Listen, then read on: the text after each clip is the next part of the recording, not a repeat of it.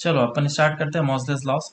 तो हम लोग अभी तक ऊपर जो पढ़ रखे हैं वो अच्छे तरीके से एक्सरे देख लिए थे। एक्सरे में क्या है हमारा, एक कंटिन्यूस एक्सरे था और एक कैरेक्टरिस्टिक एक्सरे था। ठीक है, कैरेक्टरिस्टिक एक्सरे हमारे लिए इंपॉर्टेंट है। क्यों? क्योंकि कैरेक्टरिस्टिक एक्सरे से हम लोग कौन सा एलिमेंट यूज कर रहे हैं वो हमें पता चलता है। ठीक है, तो ये सारी चीजें हैं और उसके ग्राफ वगैरह भी हमें मिलते हैं, वो भी काफी इंपॉर्टेंट होता है। तो ये हो गया था। अब नेक्स्ट स्टार्ट करते हैं हम लोग, date is मॉसलेस law.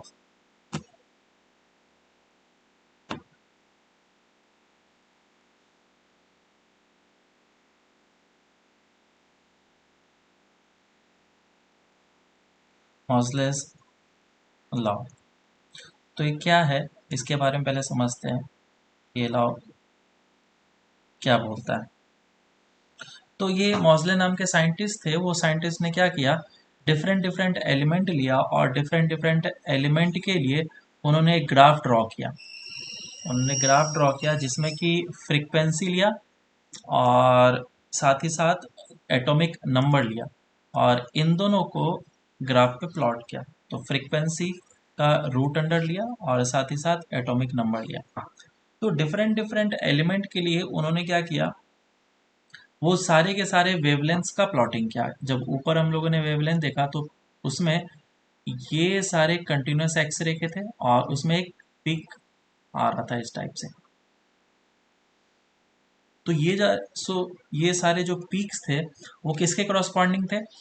Alpha beta, के बीटा, उसके करस्पॉन्डिंग वगैरह पीक्स थे। जैसे कि मान लो कि n इज इक्वल टू 1 के करस्पॉन्डिंग वैकेंसी क्रिएट हो गया है और कोई भी इलेक्ट्रॉन जंप करके इस n इज इक्वल टू 1 में आना चाहता है, तो ये जो फोटोन रिलीज करेगा, ये फोटोन कौन सा होगा?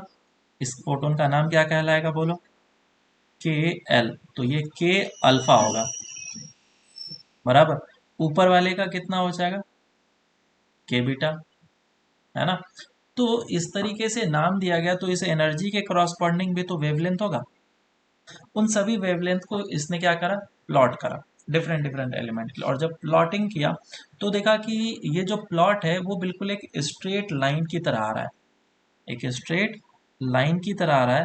But this is not passing through origin, kind of ऐसा। इसको मैं एक बार स्टेटमेंट में लिख देता हूँ, फिर इसको हम लोग अच्छे तरीके से समझते हैं। तो मॉसलेस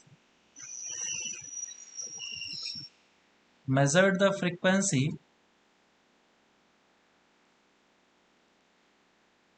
क्योंकि अभी हम लोगों ने वेवलेंथ जो मेजर किया है उसके करस्पॉन्डिंग फ्रीक्वेंसी होगा, ऑफ कैरेक्टरिस्टिक एक्सरेज,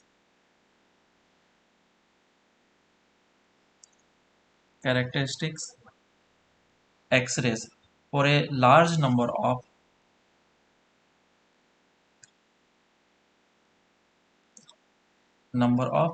elements। और उसने क्या किया, इसको प्लॉट किया। Plotted the square root of frequency, नीचे का लिखता हूं मैं,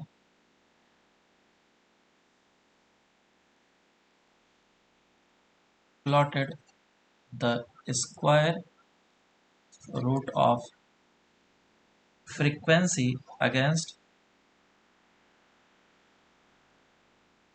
अगेंस्ट जेड। ठीक है, और उसको क्या मिला, he discovered that the plot is very close to the straight line. He observe that the plot is very close to a straight line। क्योंकि प्लॉट जब होता है तो उसमें क्या करते हैं हम लोग, इस तरीके से पॉइंट्स बनाते हैं और पॉइंट्स जब कोऑर्डिनेट्स मिलते हैं हमें, तो उस कोऑर्डिनेट से हम लोग या तो कर्व या तो फिर एक लाइन को ड्रॉ करने की कोशिश करते हैं। तो ये एक स्ट्रेट लाइन की तरह उसे दिखता हुआ मिला। तो अगर ये स्ट्रेट लाइन मिला है तो क्या मैं स्ट्रेट लाइन का इक्वेशन लिख सकता हूँ? बिल्कुल हाँ, लिख सकता हूँ। तो लेट से उन्होंने क्या करा था, Z1 अगर एलिमेंट है तो उसके लिए उन्होंने वेवलेंस वगैरह लिखे थे और फिर Z2 के लिए किया, फिर Z3 के लिए किया। इस तरीके से डिफरेंट डिफरेंट एटॉमिक नंबर के लिए उन्होंने किया था। तो ये स्ट्रेट लाइन का इक्वेशन बना और मॉजले ने कुछ इस तरीके से इक्वेशन दिया था। मॉजले ने इक्वेशन क्या दिया था, that root under of frequency is equals to a times of z minus b।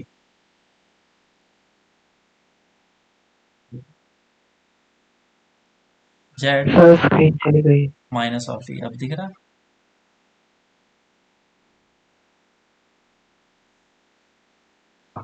ऐसा दिया था।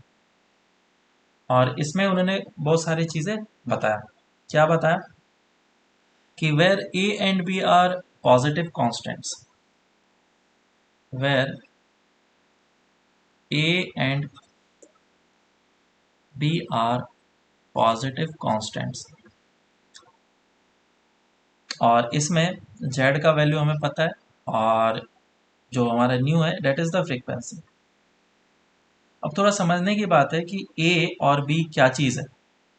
b को हम लोग स्क्रीनिंग कांस्टेंट के नाम से जानते हैं। शील्डिंग इफेक्ट पढ़ा है? बोलो। हाँ सर, केमिस्ट्री। केमिस्ट्री में पढ़ाया गया होगा। और शील्डिंग इफेक्ट क्या होता है? शील्डिंग इफेक्ट बताओ थोड़ा सा। अगर शील्डिंग इफेक्ट के बारे में मैं थोड़ा बताऊं, जानकारी दूं, तो ऐसा है कि सिंगल इलेक्ट्रॉन सिस्टम नहीं है, मल्टी इलेक्ट्रॉन सिस्टम है। तो ये जो इलेक्ट्रॉन है इस तरीके से रिवॉल्व कर रहा है, और इस जगह पे न्यूक्लियस है। तो न्यूक्लियस के पास चार्ज कितना है, Z times of E, positive में। और भी सारे इलेक्ट्रॉन्स होंगे जो कि रिवॉल्व कर रहे होंगे। और ये इस जगह पे मान लो कि एक इलेक्ट्रॉन है, तो ये जो इलेक्ट्रॉन है उसके द्वारा न्यूक्लियस के कारण से खींचा जा रहा होगा, अट्रैक्ट किया जा रहा होगा। तो इस पे जो फोर्स लग रहा होगा वो फोर्स न्यूक्लियस के कारण से मैं इफेक्टिवली तब काउंट कर पाऊंगा जब मैं इसके कारण से रिपल्सिव फोर्सेस को भी देखूंगा। बराबर। तो बोलने का मतलब ये हो गया कि यहाँ पे जो पॉजिटिव चार्ज है वो जेड टाइम्स ऑफ ई नहीं है, वो इफेक्टिव पॉजिटिव चार्ज जो है वो इतना सा है, और वो इतने इफेक्ट से उसको खींच रहा है। हाँ या ना? इसी को हम लोग शील्डिंग इफेक्ट बोलते हैं या फिर स्क्रीनिंग कांस्टेंट बोलते हैं।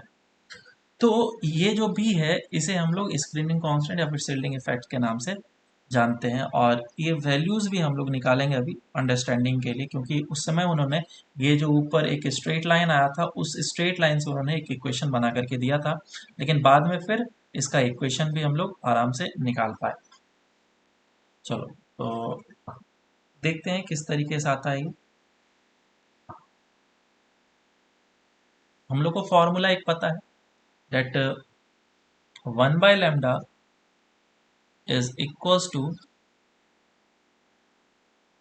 r z square 1 by n1 square minus 1 by n2 square। याद है ये फॉर्मूला? Yes sir. रेडबर्ग्स कांस्टेंट वाला है ना, यस सर। यही है। हाँ यस सर। तो ये जो वेवलेंथ था ये कौन सा वेवलेंथ था? अगर कोई भी इलेक्ट्रॉन ट्रांजिशन करता है तो इस तरीके से फोटॉन्स को रिलीज करेगा। तो ये जो फोटोन रिलीज करेगा इस फोटोन का वेवलेंथ कितना होगा, वो वेवलेंथ मैंने इससे निकाला है ना। नोट कर रहे हो ना तुम लोग? हाँ हाँ हाँ। सर।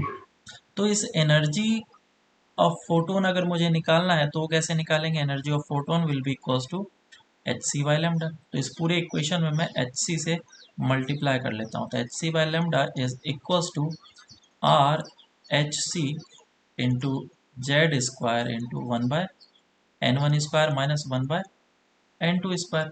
ये हमारा एनर्जी ऑफ फोटोन है। लेकिन ऊपर क्या निकाला है उसने? ऊपर निकाला है फ्रीक्वेंसी का रूट। तो क्या मुझे एक फ्रीक्वेंसी चाहिए इधर से? फ्रीक्वेंसी कैसे निकलेगा?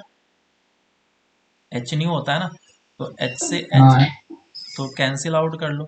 ये हो जाएगा C by lambda, this is frequency, तो ये हो जाएगा R C into Z square one by N one square minus one by N two square. और ये है हमारा frequency which is R into C 1/n1 square minus 1/n2 square into Z square, बराबर है क्या।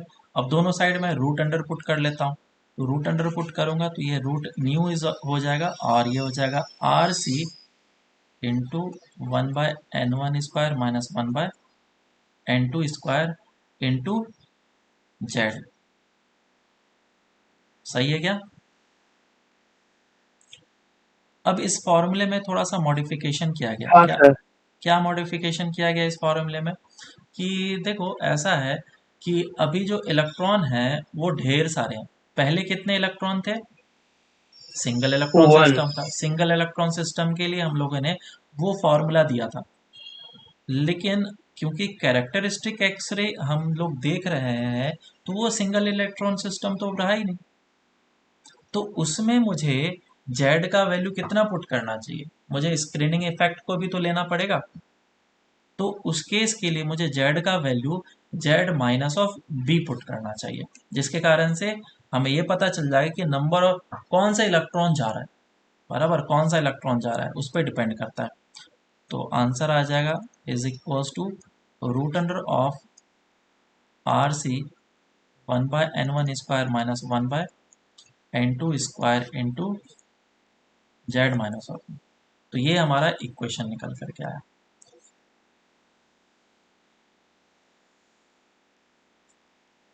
समझ में आया क्या। इसको याद रखना है सर। हाँ बिल्कुल, डेरिवेशन है, तुम्हें याद रखना होना चाहिए। अब इसमें b का वैल्यू, और इसे जो बोलते हैं हम लोग इसे ही a बोलते हैं, दिस इज कांस्टेंट a। तो a का वैल्यू तो निकाला जा सकता है। इक्वेशन क्या बना है मेरे लिए, that root under of nu is equals to a into Z minus of b, जो कि मॉसले ने ये इक्वेशन दिया था, है ना। अब इसमें a का वैल्यू क्या है, मैं अगर पुट करूं a is equals to what, RC 1/n1 square minus 1/n2 square, this is A. और b कितना हो जाएगा, b इज स्क्रीनिंग कांस्टेंट, जिसको अभी हम लोग जानेंगे, b इज स्क्रीनिंग कांस्टेंट।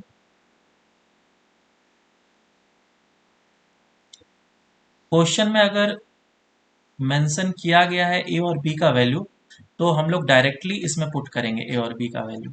लेकिन अगर क्वेश्चन में मेंशन नहीं किया गया है तो हम लोग उसको निकाल भी सकते हैं। जैसे कि मान लो के अल्फा के बीटा बहुत सारे ट्रांजिशंस होते हैं, ये है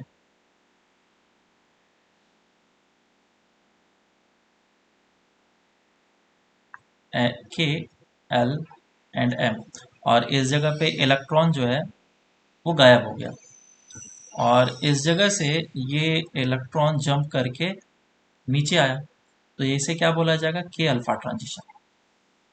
तो के अल्फा ट्रांजिशन के लिए n1 और n2 का वैल्यू कितना हो जाएगा बोलो।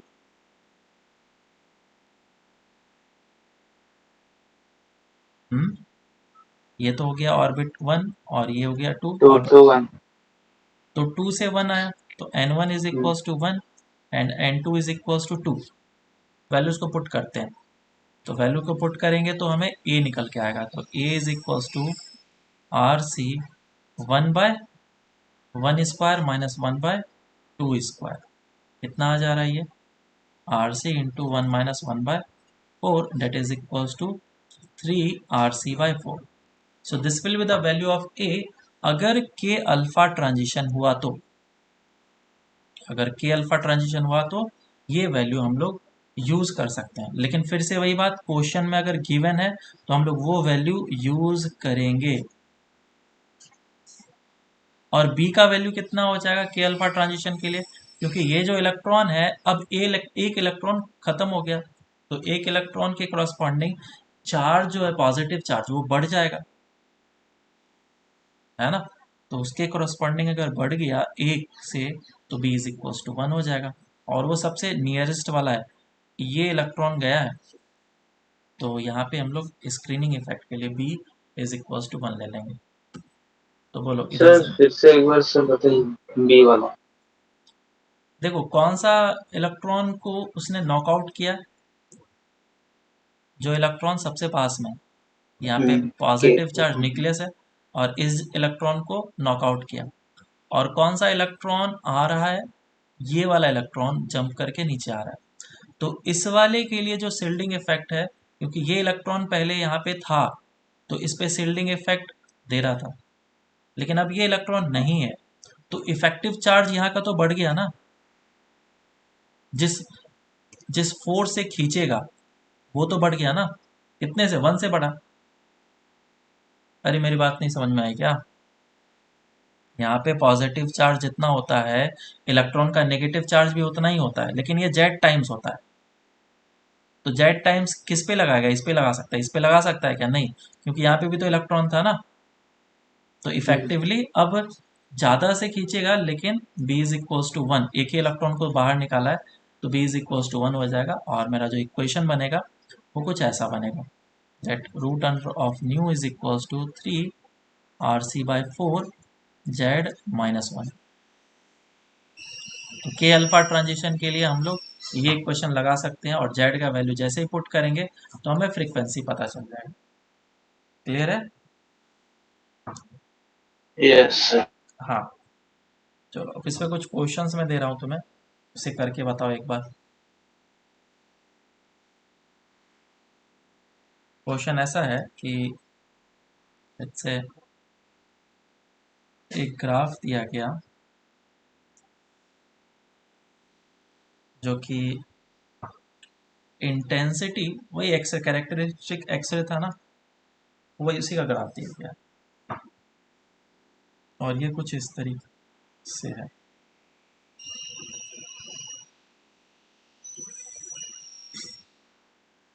तो ये किंग्स हैं जो दो एलिमेंट के लिए दिखाया गया है, दो डिफरेंट एलिमेंट। ये है के अल्फा और ये भी है के अल्फा, और ये Z1 है और ये Z2 है। तुम्हें बताना है फाइंड वेदर Z1 और Z2 इज ग्रेटर। कौन सा बड़ा है? Z1 बड़ा है या Z2 बड़ा है, ये तुम्हें बताना है। ठीक है, इसको सॉल्व करो जल्दी से। सॉल्व करते हैं। देखो क्या करना पड़ेगा इसके लिए। Z1 और Z2 के वैल्यू को कंपेयर करना है, तो मैं तो ग्राफ को देख करके ही कंपेयर कर सकता हूँ, और चाहूँ तो इसमें मैं मॉसलेस लॉ लगा करके भी कंपेयर कर सकता हूँ। देखो इस जगह पे ये होगा λ1 और ये होगा λ2। कौन सा लैम्डा बड़ा है? λ2 बड़ा है। λ2 इज ग्रेटर देन λ1। अगर λ2 बड़ा है, इसका मतलब ये है कि जो एनर्जी ऑफ फोटोन होगा 2 का, वो छोटा होगा और 1 का बड़ा होगा। और दोनों का ट्रांजिशन जो है के अल्फा के करस्पॉन्डिंग है। मेरे पास दो एलिमेंट है, एक Z1 वाला और एक Z2 वाला, और के अल्फा होने का मतलब ये है कि n इज इक्वल्स टू 2 से 1 में ही ट्रांजिशन हुआ है, और ये जो ट्रांजिशन हुआ इसमें एनर्जी रिलीज हुआ। तो इससे एनर्जी रिलीज होगा E1 और इस जगह से एनर्जी रिलीज होगा E2। बोलो कौन सा बड़ा है एनर्जी? E1 बड़ा है। ठीक है। अगर E1 बड़ा है, इसका मतलब ये जो ट्रांजिशन का लेवल है वो बड़ा है।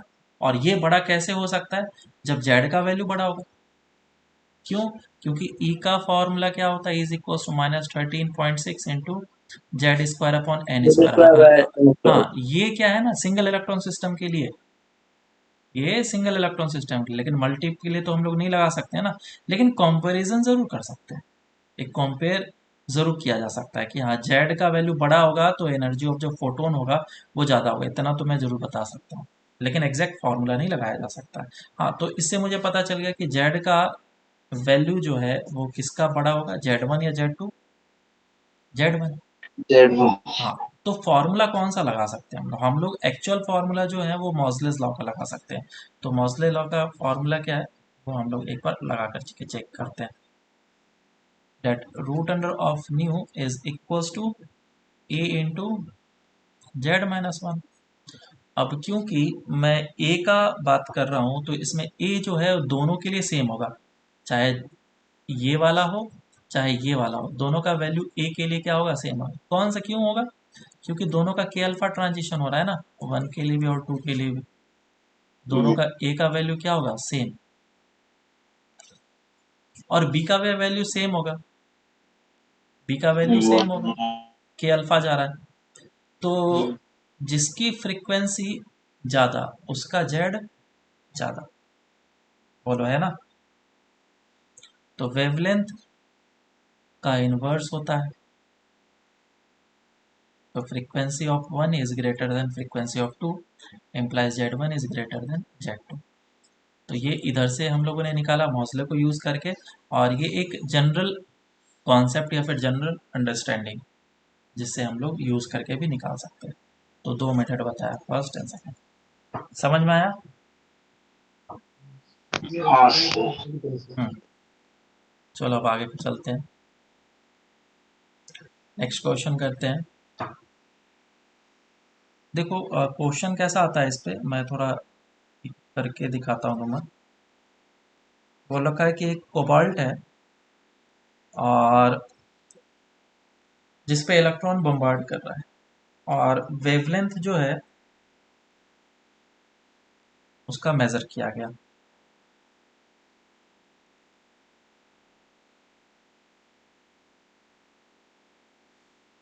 तो दो एलिमेंट है जिसके लिए ये डेटा को मेजर किया गया, एक कोबाल्ट है और एक मोलिब्डेनम है, एक CO है और एक MO है। तो लेट्स से कि MO है और ये CO है, दोनों के लिए डेटा गिवन है। जेड का तो वैल्यू हमें पता है, जेड कितना है, इसका 42 और इसका 27 है, और दोनों के ट्रांजिशन के लिए वेवलेंथ दिया गया, इसका 71 पिकोमीटर है और इसका 178.5 पिकोमीटर है। तो कौन सा वेवलेंथ है, के अल्फा एक्स रे निकला है, के अल्फा एक्स रे, के अल्फा एक्स रे। तो क्वेश्चन में पूछा गया है to find the constants A and B from this experiment or from this data. Find value of A and B using this equation. अब देखो क्या है कि ना हमें ए और बी का वैल्यू मांगा है, हमें पता है कि अल्फा का ट्रांजिशन हो रहा है, तो ए और बी का वैल्यू जो है वो हम लोग थ्योरेटिकल पुट कर सकते हैं, लेकिन ये एक्सपेरिमेंटल डेटा को यूज करके ए और बी का वैल्यू निकालने के लिए बोला गया। तो इस केस में हम लोग थ्योरेटिकल वैल्यू को पुट नहीं करेंगे, ठीक है। इस केस में तुम्हें इन दोनों डेटा को यूज करके आंसर को निकालना है। तो इसमें दो इक्वेशन बनेंगे, दो अननोन निकल आएंगे, उसको सॉल्व करना है तुम्हें। तो फॉर्मूला क्या है, Moseley equation equals to A into Z minus B. लगाओ इस इक्वेशन को, जल्दी से सॉल्व करो। ठीक है, चलो सॉल्व करते हैं इसको। तो इसमें मुझे वैल्यूज वगैरह गिवन है, यहाँ ये डेटा है, तो उसको हम लोग यूज करेंगे। Let root under of nu is equals to A times of Z minus of B. तो फर्स्ट इक्वेशन बना लेता हूँ मैं। तो न्यू को कैसे ले सकते हैं, root under of H by lambda. ये सारे जो वैल्यूज हैं वो lambda one and lambda two given है। Root under of H by lambda one is equals to A into Z one minus of B. और दूसरा इक्वेशन क्या बनेगा, root under of H divided by lambda two is equals to A times of Z two minus of B. अब इन दोनों equation को हम लोग क्या कर लें, या तो डिवाइड कर लो या फिर सब्ट्रैक्ट कर लो, जो करना है कर लो। तो अगर इन दोनों को डिवाइड कर लें, डिवाइड करने पे कितना आ जाएगा, this is equation one and this is equation two. तो first divide by second implies root under of h divided by lambda 1 divided by h divided by lambda 2 is equals to z1 minus of b divided by z2 minus of b। H H इधर से cancel out हो जाएगा, तो ये अंदर आएगा lambda two divided by lambda one is equal to Z one minus of B upon Z two minus of B. इसके values को पुट कर लेते हैं, लैम्डा वन और लैम्डा टू कितना दिया गया 71, लैम्डा वन है पिकोमीटर 10⁻² -12 और लैम्डा टू कितना 178.5 इंटू 10⁻−12। तो लेट से दिस क्वांटिटी इज के, इसको मैं के एज्यूम कर लेता हूँ, बाद में इसके वैल्यूज को भी पुट कर सकते हैं हम लोग। तो K into Z two minus of B is equal to Z one minus of B, ये आ जाएगा Z one minus of B, और मुझे क्या निकालना है बी निकालना है, तो इस वाले टर्म को इधर कर लो, K Z two minus of Z one is equal to K B minus of B K minus one, और यह आ जाएगा K Z two minus of Z one. So B is equals to, so b is equals to k z2 minus z1 upon k minus one. बोलो समझ में आया क्या? अब इस जगह पे k का वैल्यू हम लोगों ने क्या अज्यूम करा था, root under of lambda two upon lambda one. तो एक तो इसका वैल्यू पुट करना होगा, और z1 एंड z2 का वैल्यू गिवन है ऊपर देखो, z1 कितना है 42 और 27, 42 एंड 27। अब इन दोनों के वैल्यूज को पुट करो, आंसर आ जाएगा। तो कैलकुलेशन है थोड़ा, वैल्यूज को पुट करना, b का वैल्यू अप्रोक्सीमेटली 1.37 निकल कर आएगा, ठीक है। तो ये हमारा कंप्लीट हो गया मोज़लेस में। आगे चलते हैं हम लोग डेविसन जर्मर एक्सपेरिमेंट पे। तो क्या था ये डेविसन जर्मर एक्सपेरिमेंट, समझते हैं। याद होगा तुम लोग को कि हम लोगों ने डी ब्रोगलीज वेवलेंथ पढ़ा था, याद है? हाँ सर। डी ब्रोगलीज वेवलेंथ में क्या देखा था, क्या था de Broglie wavelength? MBR equal to NHC upon lambda. M V R sir lambda equal to H/P। Lambda is equal to H by P, H/P। ये था है ना। तो ये किस चीज को बताता था, ये जो डी ब्रोगली वेवलेंथ है क्या बता रहा था, उसका हाइपोथेसिस क्या था, एजम्पशन क्या था? ड्यूअल नेचर को बता रहा था लाइट के लिए। और फिर इन्होंने क्या किया, इस एक्सपेरिमेंट को, हाइपोथेसिस को, बेसिकली वो तो थ्योरेटिकल फिजिसिस्ट था ना, तो हाइपोथेसिस को उन्होंने और थोड़े से एक्सपांड किया। मैं लिख देता हूँ deviation Germer experiment.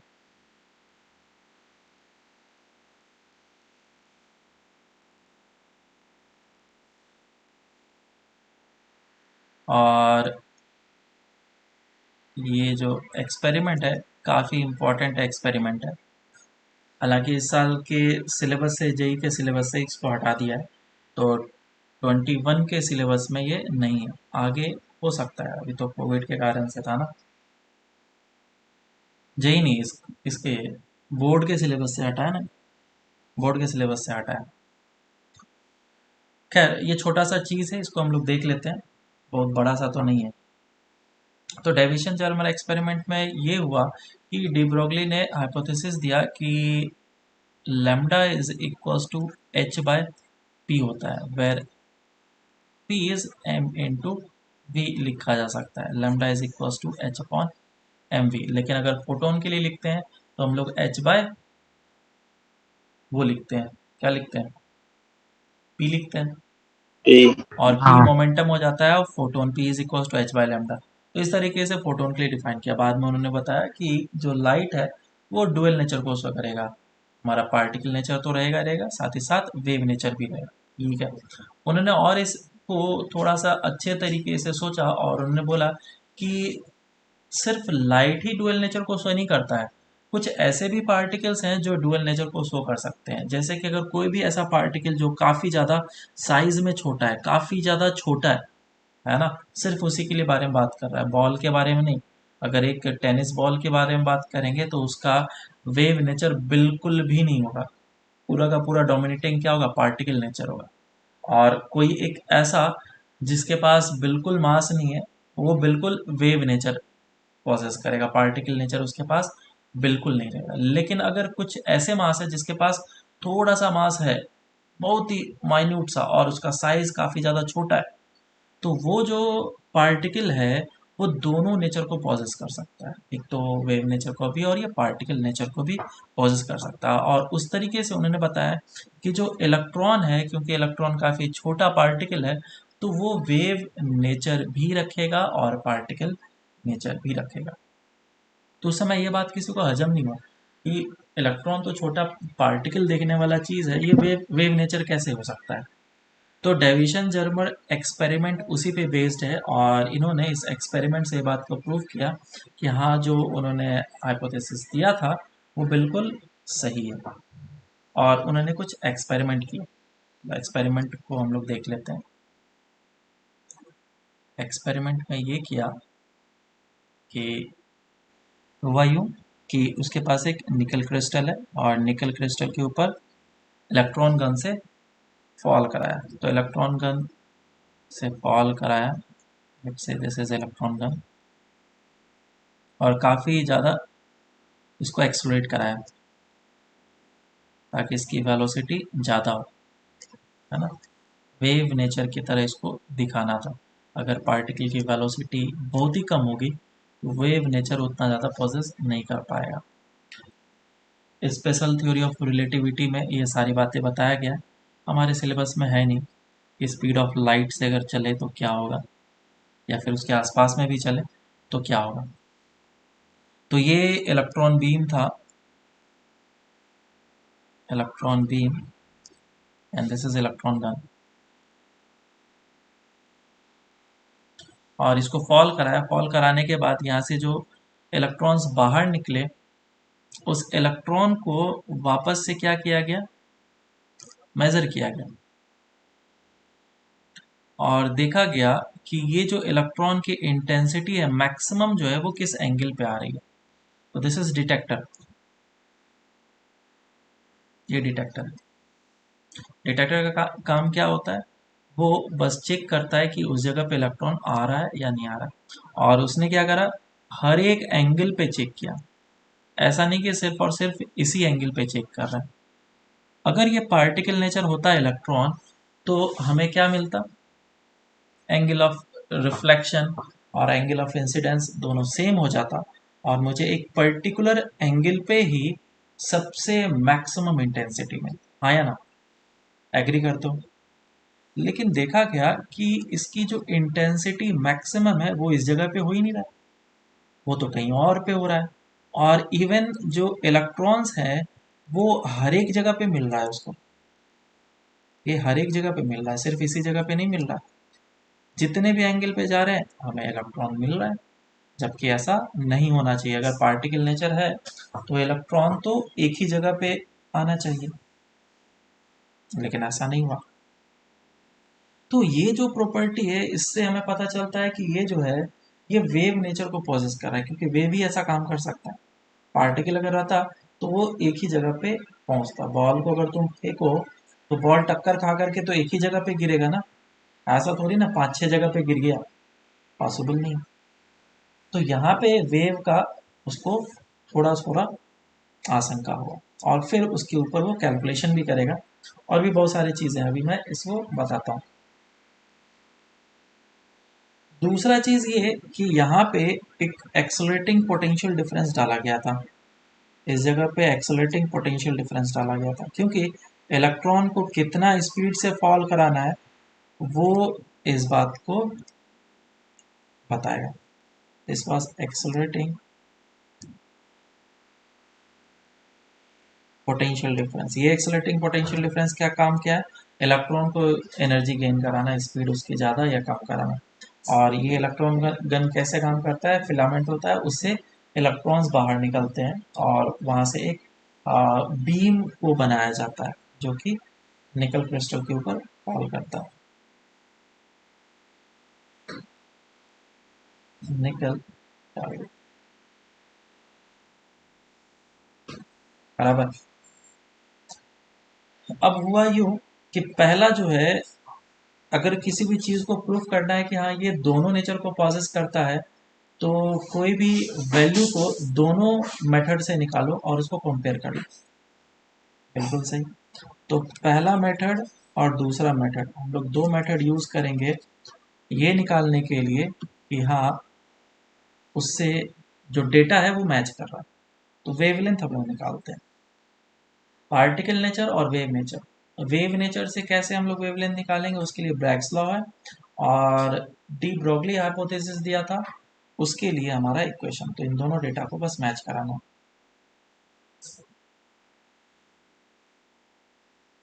Wavelength, D Broglie wavelength के लिए लैम्डा क्या था? Lambda is equals to H by M V. अब देखो इस जगह पे lambda is equals to H by M V है, तो ये इसका मॉडिफाइड फॉर्मूला क्या था? जब हम लोगों ने सारे चीज पुट कर लिए थे, तो एम वी मोमेंटम होता है। बोलो याद है? 2m हाँ 2m ही सर। के। काइनेटिक एनर्जी किस तरीके से लिख सकते हैं? ई इंटू वी से लिख सकते हैं। E into V। Drop 2m E V. EV। तो ये हमारा वेवलेंथ है। तो इसमें देखो मुझे क्या क्या पता है। हमें h पता है, 2 पता है, मास ऑफ इलेक्ट्रॉन पता है, E का वैल्यू पता है, हमें V भी पता है। V क्या है यहाँ पे? V is the accelerating potential difference. Accelerating potential difference. तो जब एक्सेलरेटिंग पोटेंशियल डिफरेंस को 54 वोल्ट लिया गया, इतना V is equals to 54 volt. क्यों 54 वोल्ट लिया? दूसरा पर्टिकुलर पोटेंशियल डिफरेंस क्यों नहीं लिया? क्योंकि दूसरे पोटेंशियल डिफरेंस पे हमें जैसे 44 से लेकर 68 वोल्ट तक यूज किया गया था। ठीक है, वोल्टेज का रेंज क्या क्या ले गया? 44 वोल्ट से लेकर के 68 वोल्ट तक यूज किया। और इस पर्टिकुलर पोटेंशियल डिफरेंस में उन्होंने जो इंटेंसिटी सबसे मैक्सिमम पाई वो 54 वोल्ट के लिए पाया, इसीलिए 54 वोल्ट को चूज किया उन्होंने। ठीक है, तो बाकी सभी पे क्यों नहीं मिल रहे थे? बाकी सभी पे क्या हो रहा था? इंटरफेरेंस वगैरह नहीं हो रहा था, जो कि हम लोग वेव ऑप्टिक्स में पढ़ेंगे। यहाँ पे इंटरफेरेंस का इशू था। तो 54 वोल्ट पे समझ लो कि हाँ मैक्सिमम मिल रहा है मुझे, क्योंकि अब ये वेव नेचर से हमें एक्सप्लेन करना पड़ेगा कुछ चीज़ें। तो जब 54 वोल्ट पुट कर लेंगे तो कुछ वैल्यू मिलेगा हमें, है कि नहीं? तो जब इसको पुट किया गया, इधर से लैम्डा जो हमें निकल करके आता है वो हमारा 0.167 nanometer निकल गया। This is the approximate wavelength which we got from this de Broglie wavelength calculation. अब मुझे क्या करना है? दूसरा ब्रैग्स लॉ देखना है कि इससे जो हम लोग कर रहे हैं कैलकुलेशन वो सही आ रहा है कि नहीं, है ना?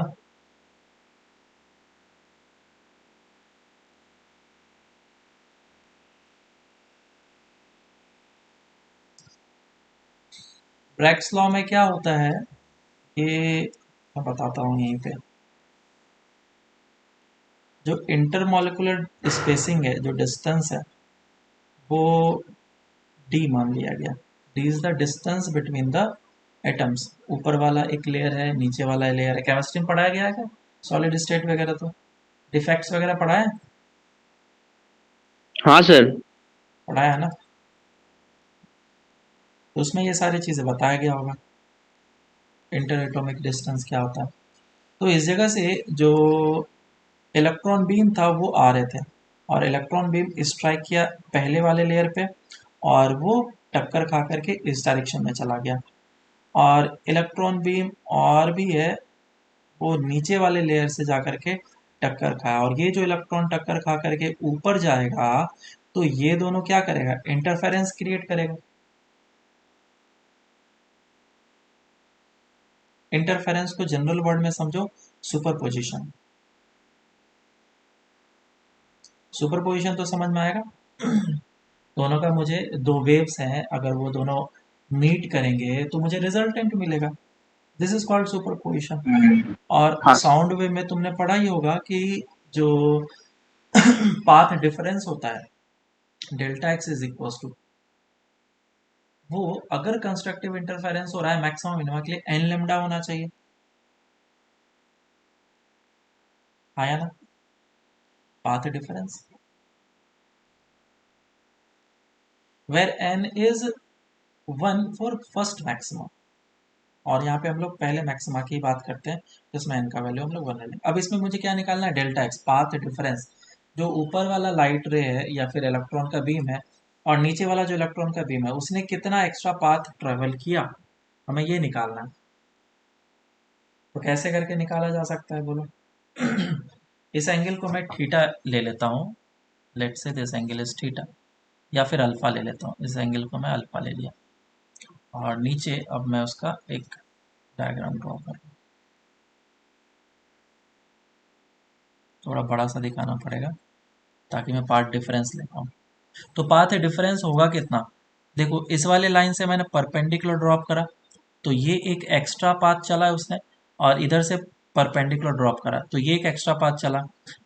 ऊपर वाले ने कितना पाथ चला है, इस जगह से इस जगह तक चला है, और नीचे वाले ने इस जगह से इस जगह तक लेंथ चला है, तो इतना सा वो एक्स्ट्रा चला ना, इतना सा वो एक्स्ट्रा चला है, और इतना सा एक्स्ट्रा चला है उसने, तो इन दोनों लेंथ को मुझे ऐड करना पड़ेगा, that will be delta X. तो इधर से मैंने एक परपेंडिकुलर ड्रॉप कर दिया, और ये एंगल था theta, sorry alpha, this angle is alpha, और एक परपेंडिकुलर ड्रॉप तो इधर ही हो जाएगा, तो दिस एंगल इज अल्फा, और ये 90 माइनस अल्फा, ये हो जाएगा अल्फा। और ये जो डिस्टेंस है इंटरमोलिकुलर डिस्टेंस, ये डी है, दिस इज अल्फा। तो ये लेंथ कितना हो जाएगा, this length will be equals to D sine alpha, है ना। सेम वे में क्या ये लेंथ भी डी साइन अल्फा ही होगा, क्योंकि ये एंगल भी अल्फा ही है, so this is D sine alpha. तो टोटल पाथ डिफरेंस कितना हो गया,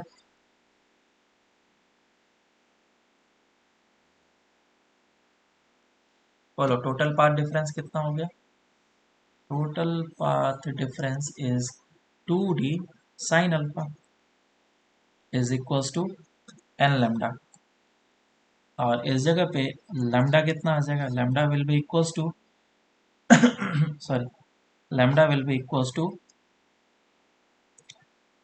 2d sine alpha divided by N, क्योंकि मुझे फर्स्ट मैक्सिमा चाहिए तो मैंने एन का वैल्यू क्या ले लिया, 1।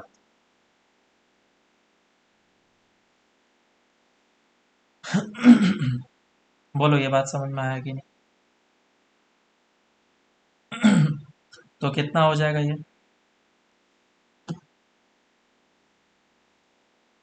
This will be equals to lambda is equals to 2d sine alpha.